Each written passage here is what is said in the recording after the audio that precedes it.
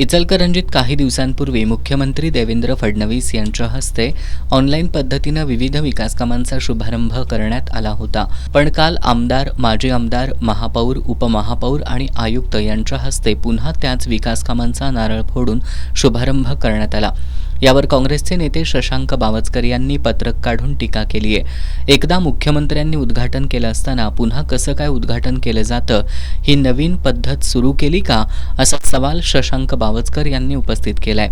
या टीकेला उत्तर देताना सत्ताधारी गटनेते विठ्ठल चोपडे यांनी मुख्यमंत्र्यांनी ऑनलाईन पद्धतीनं उद्घाटन केल्याची कबुली दिली. मात्र मुख्यमंत्र्यांनी जरी ऑनलाईन पद्धतीनं उद्घाटन केलं असलं तरी प्रत्यक्षात आजपासून विकासकामांना सुरुवात झाली आहे. कुठलंही शुभकाम करताना नारळ फोडून केलं जातं, त्यामुळे शुभकामांचा नारळ फोडून शुभारंभ केल्याचं स्पष्ट केलं. चोपडे यांच्या या खुलाशावरून काँग्रेस नेत्यांचं तसंच नागरिकांचं समाधान झालं नसल्यानं मुख्यमंत्र्यांच्या हस्ते केलेल्या ऑनलाईन शुभारंभाला काहीच अर्थ राहत नाही का आणि आता इथून पुढं अशा प्रकारे 2-2 वेळा शुभारंभ करण्याची प्रथा सुरू होणार का, असे प्रश्न नागरिकांमधून उपस्थित होत आहेत.